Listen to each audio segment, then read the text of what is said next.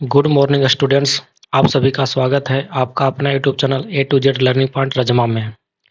आज हम लोग इस वीडियो के माध्यम से शुरुआत करने वाले हैं बिहार बोर्ड क्लास 8 का अतीत से वर्तमान भाग 3, जिसका पहला अध्याय है कब, कहाँ और कैसे। सबसे पहले इस पाठ में आए मुख्य बातों को समझेंगे, उसके बाद इस पाठ का सारा प्रश्न और उसके उत्तर भी देखेंगे। तो पूरा वीडियो अगर देखिएगा तो प्रश्न उत्तर भी आपको समझ में अच्छे से आ जाएगा। तो शुरुआत करते हैं। कहता है सुविधा के लिए इतिहास को 3 कालखंडों में बांटा गया है। पहला प्राचीन काल, दूसरा मध्यकाल और तीसरा आधुनिक काल। प्राचीन काल और मध्यकाल के बारे में आपको 7th क्लास में चर्चा कर दिया गया था। इसमें मुख्य रूप से आधुनिक काल के बारे में चर्चा है। प्राचीन और मध्य कालखंड को हम जान चुके हैं। अब हम आधुनिक काल के इतिहास की जानकारी प्राप्त करेंगे। प्रत्येक काल में होने वाले सामाजिक, आर्थिक, राजनीतिक आदि परिवर्तनों की जानकारी प्राप्त करना वास्तव में यही इतिहास है। आधुनिक युग में भी अनेक परिवर्तन हुए हैं और आगे भी होकर इतिहास का अंग बनेंगे। आधुनिक काल में परिवर्तनों का आरंभ यूरोप में हुआ, पुनर्जागरण आंदोलन से हुआ। इस आंदोलन की विशेषता थी कि सदियों से चलते आ रहे राजाओं की मनमानी और तानाशाही शासन तथा धर्म स्थलों में वितंडवादी पादरियों द्वारा शोषण के विरुद्ध आवाज उठी। यह आंदोलन लगभग संपूर्ण संसार में फैलने लगा। इसी काल में यूरोपीय साहसी नाविकों ने खोज यात्राएं की और अंत में ऐसे देशों की खोज निकाला जिनकी जानकारी यूरोप वालों को कभी नहीं था। सर्वप्रथम 1792 ईस्वी में स्पेन का साहसी नाविक कोलंबस ने अमेरिका की खोज की। उसके बाद वास्को डी गामा ने, जो पुर्तगाल का नाविक था, 1498 ईस्वी में भारत को खोजा। इसके बाद तो खोजों का तांता लग गया। यूरोपीय व्यापारी अमेरिका, एशिया और अफ्रीका महादेश के अनेक देशों से पहले तो व्यापार किया और बाद में वहां के शासक बन बैठे। इन व्यापारियों से यूरोप वाले काफी धनी हो गए। इन धन को वे व्यापार में ही लगाते रहे और धनी बनते रहे। अब तक सारे उत्पादन कार्य हाथ से होते थे।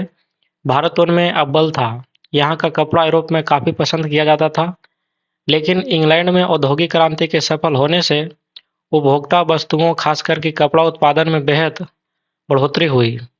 मशीन से बनने के कारण वहाँ के कपड़े नफीस तथा सस्ते होते थे।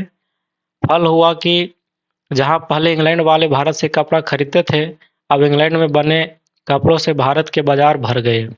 सस्ता और नफीस होने के कारण लोगों ने पसंद भी किया और वही बिकने लगा। नतीजा हुआ कि भारत के बुनकर बेकार हो गए। पूंजीपति अब धनी से धनी बनने लगे, जबकि मजदूरों का जीवन दयनीय होने लगा।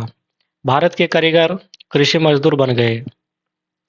इंग्लैंड में अधिक माल तैयार होने से बाजार की आवश्यकता पड़ी। इसके लिए उपनिवेशवाद और फिर साम्राज्यवाद की ओर बढ़ना पड़ा। उन्हें तैयार माल की बिक्री के साथ सस्ते में कच्चे माल की भी आवश्यकता थी। अतः वे एशिया और अफ्रीका के देशों पर दखल जमाने लगे। अब उपनिवेशवाद की परंपरा सी चल पड़ी।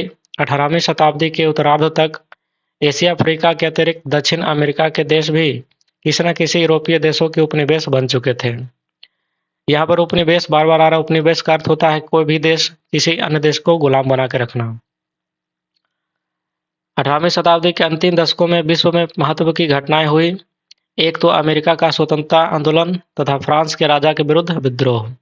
अमेरिका की खोज के बाद यूरोपीय देश के लोग, जिनमें अंग्रेजों की संख्या अधिक थी, वहां बस गए, लेकिन वहां शासन इंग्लैंड का ही था। अब वे इंग्लैंड से स्वतंत्र होना चाहते थे। इसके लिए युद्ध हुआ और अमेरिका जीत गया। फ्रांस की क्रांति भी सफल रही और वहां प्रजातंत्र व्यवस्था लागू हो गई। स्वतंत्रता और समानता उनके मार्गदर्शक सिद्धांत बन गए। विश्व के गुलाम देशों पर इस युद्ध और इस विद्रोह ने काफी प्रभाव डाला। अब वे एकजुट होकर स्वतंत्रता के लिए आंदोलन चलाने लगे। इसके पूर्व यूरोप के व्यापारी भारत के विभिन्न भागों में व्यापार में जुटे थे। उनमें इंग्लैंड बहुत आगे था। उसने अन्य व्यापारियों को दबाकर पूरे भारत पर अपना शासन स्थापित किया। फ्रांस और पुर्तगाल एक एक छोटे क्षेत्र में सिमट कर रह गए। अंग्रेजों का शासन स्थापित होने से भारत में अंग्रेजी शिक्षा का प्रसार और नए विचारों का प्रवेश और प्रसार बहुत तेजी से हुआ और होने लगा। दुखदायी बात यह थी कि अंग्रेज भारत के आर्थिक संसाधनों का दोहन निर्ममतापूर्वक करने लगे। इंग्लैंड अपने देश में उत्पादित वस्तुओं से भारतीय बाजारों को भरने लगे। मशीन से बनी वस्तुएं सस्ती तो थी ही, देखने में भी अच्छी लगती थी। इस कारण देशवासियों का झुकाव उन वस्तुओं की ओर बढ़ने लगा। अब तक भारत इंग्लैंड का उपनिवेश बन चुका था, हालांकि यदा-कदा कहीं-कहीं विरोध के भी स्वर उठने लगे थे, जिन्हें वे बलपूर्वक दबा देते थे। एक अंग्रेज लेखक जेम्स मिल था, जो खुलेआम कहता था कि एशियाई देश के लोग सभ्यता के मामले में यूरोप से काफ़ी पीछे हैं।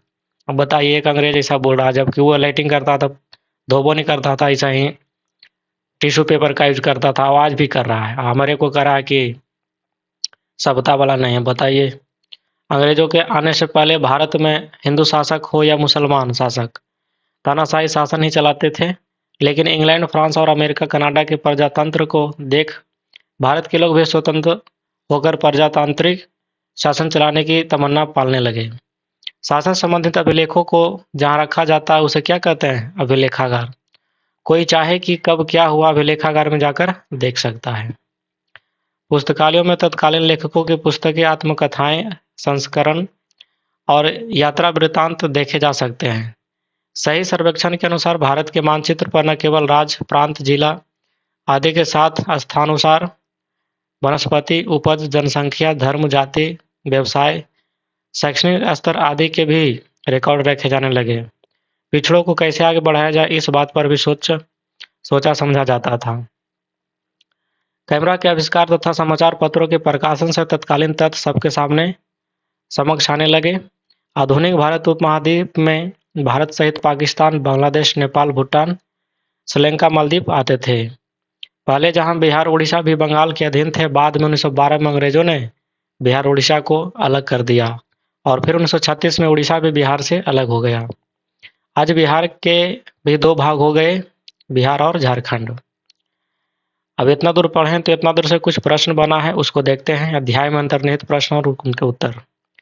पहला है कि प्राचीन काल में मनुष्य की जिंदगी में आने वाले 5 मुख्य परिवर्तन क्या हो सकते हैं? तो क्या क्या परिवर्तन था? तो पहले मनुष्य जंगलों में, पहाड़ी गुफाओं में कबीलों के रूप में रहते थे। बाद में गांव, गांव से कस्बा और कस्बा से शहर बन गया। फिर राज की उत्पत्ति हुई, जिसका प्रधान राजा होने लगा या राजा होगा। राज बाद में साम्राज्य में बदलने लगे और लोगों का जीवन अस्थिर हो गया। गांव शहरों पर निर्भर थे और शहर गांवों पर निर्भर। अगला प्रश्न है कि मध्यकाल में सामाजिक और राजनीतिक क्षेत्रों में आए 5 मुख्य परिवर्तन क्या हो सकते हैं? तो पहले देखते हैं कि सामाजिक परिवर्तन क्या क्या हुए।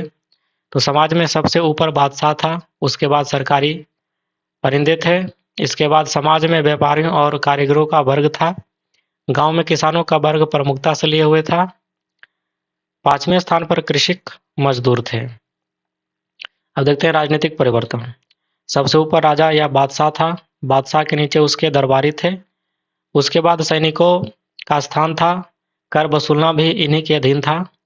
चौथे नंबर पर कोतवाल थे और कोतवाल के नीचे उसके सिपाही थे। नेक्स्ट प्रश्न है साम्राज्यवाद किसे कहते हैं? तो उत्तर हो जाएगा सैनिक अथवा कूटनीति के बल पर किसी अन्य देश या देशों पर अधिकार जमा लेने की प्रक्रिया को साम्राज्यवाद कहते हैं। साम्राज्यवाद आजकल ज़्यादा चाइना ब्लॉक कर रहा है। भारत 1947 तक ब्रिटिश साम्राज्य का एक भाग था। आधुनिक काल का आरंभ कब से माना जाता है? तो 18वीं शताब्दी के उत्तरार्ध अर्थात 1750 ईस्वी से आधुनिक काल का आरंभ माना जाता है। इतिहास को हम अलग अलग कालखंडों में बांटने की कोशिश क्यों करते हैं? तो उत्तर लिखेंगे इतिहास को हम अलग अलग कालखंडों में बांटने की कोशिश इसलिए करते हैं ताकि अध्ययन में सुविधा हो। हर काल की अपनी खास विशेषता होती है। निवास स्थान, औजार हथियार, पहनावा, भोजन, बर्तन आदि में विभिन्नता होती है। ये सब इतिहास को समझने में मदद करते हैं। छठा है कि प्राचीन काल एवं मध्यकाल के कुछ ऐतिहासिक स्रोतों का स्मरण करते हुए निम्न तालिका को भरने का प्रयास करें। देखते हैं, प्राचीन काल है, मध्यकाल में है और स्रोत इधर है। तो स्रोत शिलालेख, अगर प्राचीन काल का स्रोत शिलालेख है तो यह मध्यकाल का स्रोत पांडुलिपि है। जब क्या इतिहास जानने का तरीका है। प्राचीन काल में पत्थर के हथियार हुआ करते थे, तो मध्यकाल में ताम्रपत्र, भोजपत्र पर लिखी गई सामग्री, मानव निवास की खोजों के चित्र, खोहों के चित्र और इधर तामपत्र पर लिखे अभिलेख, मिट्टी के बर्तन तथा धातु के सिक्के, पत्थर की नई इमारतों के अवशेष, युद्धक हथियार। नेक्स्ट प्रश्न है, हालांकि 6 नंबर है तो यहाँ 7 नंबर होना चाहिए। 7वां, भारत में पहली और आखिरी जनगणना कब हुई?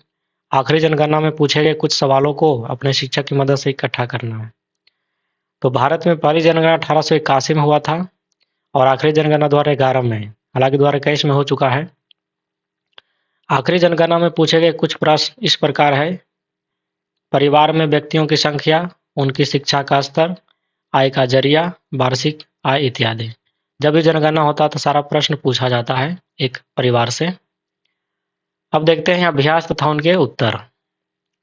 पहला, रिक्त स्थानों को भरना है। पूंजीपतियों का मुख्य उद्देश्य था अधिक से अधिक क्या कमाना? तो लाभ कमाना। यहाँ पर लाभ हो जाएगा आंसर। दूसरा प्रश्न है, 15वीं शताब्दी में एक नए आंदोलन की शुरुआत हुई जिसे क्या कहते हैं? जिसे पुनर्जागरण कहते हैं। नेक्स्ट प्रश्न है, मशीनों से वस्तु के उत्पादन की प्रक्रिया को क्या कहते हैं? औद्योगिकरण।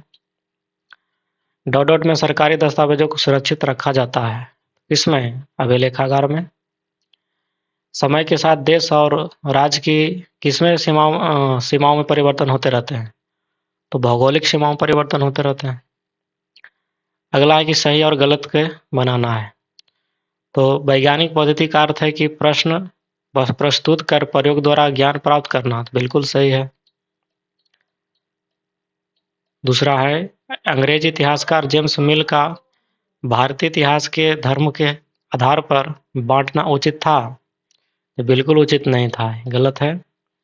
अमेरिकी स्वतंत्रता संग्राम के बाद वहां के लोगों ने गणतंत्र गाली की शुरुआत नहीं की, गलत है। गणतंत्रता की वहां शुरुआत की थी। ऐतिहासिक स्रोतों से एक आम आदमी के बारे में भी जानकारी मिलती है, तो जानकारी तो मिलती ही है। अब बाद में हड्डी निकला तो हड्डी कितना पुराना है, कैसे थे आदमी, कितना लंबाई के थे, मिलती है, जरूर मिलती है। आज़ादी के पहले हमारे देश की जो भौगोलिक सीमा थी, आज़ादी के बाद भी वही रह गई? बिल्कुल भी वो नहीं रह गई। आज भारत के कई टुकड़े हो चुके हैं। आइए विचार करें। मध्यकाल और आधुनिक काल के ऐतिहासिक स्रोतों में आप क्या फर्क पाते हैं? उदाहरण सहित लिखिए। इसका आंसर लिखेंगे, मध्यकाल के ऐतिहासिक स्रोत उस समय उपयोग किए जाने वाले युद्धक हथियार तलवार, कटार, बर्छा इत्यादि थे। उस काल के सिक्कों से भी इतिहास पर प्रकाश पड़ता है। ग्राम प्रशासन के क्षेत्र में ग्राम पंचायतें अपनी मूर्खता बनाए हुई थी। कागज का आविष्कार हो जाने के कारण बहुत से ग्रंथ मिले लिखे गए। राजतरंगिणी से कश्मीर के इतिहास पर प्रकाश पड़ता है। गृह उद्योग उन्नत थे, मशीनों का कोई नाम भी नहीं जानता था। आधुनिक काल में लिखेंगे कि आधुनिक काल के इतिहास के स्रोतों की संख्या बढ़ने लगी। प्रशासन के क्षेत्र में गणतंत्र का पहिया बढ़ने लगा। आंदोलन और सत्याग्रह महात्मा गांधी की देन है। तरह तरह की मशीनें आधुनिक काल में बनी। आवागमन के तेज वाहनों का आविष्कार हुआ। साइकिल, मोटरसाइकिल, कार, रेल, हवाई जहाज जैसे वाहन प्रकाश में आए। आज़ादी मिलने के बाद सड़कों पर ट्रक और बसों की आवाजाही बढ़ने लगी। जिलों से लेकर राज्यों की राजधानी में अभिलेखागार होने, जहां सरकारी कामों के साक्ष्य लेखों के रूप में सुरक्षित रखे जाने लगे। मुख्य मुख्य स्थानों पर पुस्तकालय खुले, जहां पुस्तकों और पत्र पत्रिकाओं का संग्रह किया जाने लगा। नेक्स्ट है कि जेम्स मिल ने भारतीय इतिहास को जिस प्रकार कालखंडों में बांटा उससे आप कहाँ तक सहमत हैं? हम तो बिल्कुल भी सहमत नहीं हैं। अगर आपको लगता है कि सही बांटा है तो आप अपना मत दे सकते हैं। उधर लिखेंगे कि नहीं, मैं किसी भी स्थिति में किसी तरह सहमत नहीं हूँ। किसी जाति के आधार पर ऐतिहासिक कालखंडों को नहीं बांटा जा सकता। जहाँ तक भारत की बात है, शासन किसी भी जाति का रहा हो, हिंदुओं की संख्या यहाँ सदैव अधिक रही है। जाति के स्थान पर उसे देशी विदेशी की बात लिखनी चाहिए थी। किसी भी देश में किसी भी काल में शासन किसी जाति का है, वहाँ सभी जाति के लगा हुआ रहते करते हैं, सभी जाति का लाग हुआ करते हैं। अतः मिल का हिंदू काल और मुस्लिम काल लिखना अत्यंत गैर वाजिब गैरवाजिब था। सरकारी दस्तावेजों को हम कैसे और कहाँ-कहाँ सुरक्षित रख सकते हैं? तो उत्तर लिखेंगे सरकारी दस्तावेजों को दीमकहीन स्थानों में अवस्थित अभिलेखागारों में रखा जाता है। हर जिलों में सरकारी अभिलेखागार होते हैं। सरकार के एक-एक कागज रिकॉर्ड के रूप में वहाँ रखा जाता है। इसके अलावा एसडीओ के दफ्तर, कलेक्टर के दफ्तर तथा कमिश्नर के दफ्तर में भी रिकॉर्ड रूम होते हैं। वहाँ कभी भी किसी समय का कागज देखा जा सकता है। अगला है कि यूरोप में हुए परिवर्तन किस प्रकार आधुनिक काल के निर्माण में सहायक हुए? उत्तर लिखेंगे कि यूरोप में मुख्यतः 2 परिवर्तन हुए थे। पहला पुनर्जागरण आंदोलन और दूसरा औद्योगिक क्रांति। तो पुनर्जागरण से चर्चा की मनमानी से मुक्ति मिली और राजाओं की शक्ति समाप्त हुई और धीरे-धीरे संपूर्ण यूरोप में गणतंत्री व्यवस्था लागू हो गई। दूसरी घटना औद्योगिक क्रांति थी। उद्योगों में सस्ता और आधुनिक सामान कम अवधि में ही बनने लगे। उन वस्तुओं ने संपूर्ण एशिया तथा अफ्रीका को अपने अधिकार में कर लिया। इससे उन्हें 2 लाभ हुए। एक तो सस्ते में कच्चा माल मिलने लगे और दूसरे कि बड़े-बड़े बाजार भी मिले। इससे उपनिवेशों के निवासियों के रोजगार छिन गए। उदाहरण के लिए जहां पहले यूरोपीय देश भारत में बने कपड़े खरीद कर यूरोप ले जाते थे, वही अब यहाँ से कच्चा माल ले जाने लगे और तैयार माल से भारत के बाजारों को भी भर दिया। देशवासी भी उन वस्तुओं की ओर आकर्षित हुए, कारण कि वे मशीन से बनी, सुघर और सस्ती थी। आइए करके देखते हैं। भारत में पहली और आखिरी जनगणना कब हुई, पता करके कुछ तथ्यों एवं सूचनाओं का संकलन करें, जिसका उपयोग हम ऐतिहासिक स्रोत के रूप में कर सकें। तो इसका उत्तर ऊपर मिल चुका है आपको और अब आपको स्वयं करनी है। कुछ अन्य महत्वपूर्ण प्रश्न तथा उनके उत्तर देखते हैं। एक्सरसाइज से हट गए हैं। इतिहास को उबाऊ विषय क्यों माना जाता है? तो उत्तर लिखेंगे इतिहास को उबाऊ विषय इसलिए माना जाता है क्योंकि इसमें तारीखों को रटना पड़ता था। क्या इतिहास में तारीखों को रटना याद रखना आवश्यक है? तो लिखेंगे कि नहीं, इतिहास में तारीखों को याद रखना आवश्यक नहीं है। किस काम के बाद कौन काम हुआ, यही समझना आवश्यक है। लेकिन आवश्यक तो है ही। अगर आप याद नहीं रखते हैं तो फिर परीक्षाओं में आएगा तो लिखेंगे क्या? जेम्स मिल कौन था? तो जेम्स मिल स्कॉटलैंड का एक अर्थशास्त्री और राजनीतिक दार्शनिक था। जेम्स मिल ने कौन सी किताब लिखी? तो जेम्स मिल ने ए हिस्ट्री ऑफ ब्रिटिश इंडिया यानी ब्रिटिश भारत का इतिहास नामक किताब लिखी। एशियाई समाज के विषय में मिल क्या धारणा थी? तो एशियाई समाज के विषय में मिल की धारणा थी कि यूरोप की तुलना में एशियाई समाज की सभ्यता काफी पिछड़ी हुई है। बताइए, इतना बढ़िया सभ्यता को पिछड़ी बता रहा है। भारतीय राजाओं और बादशाहों के विषय में मिल ने क्या सोचा था? तो मिल की सोच थी कि भारतीय राजा और बादशाह तानाशाही शासन करते थे।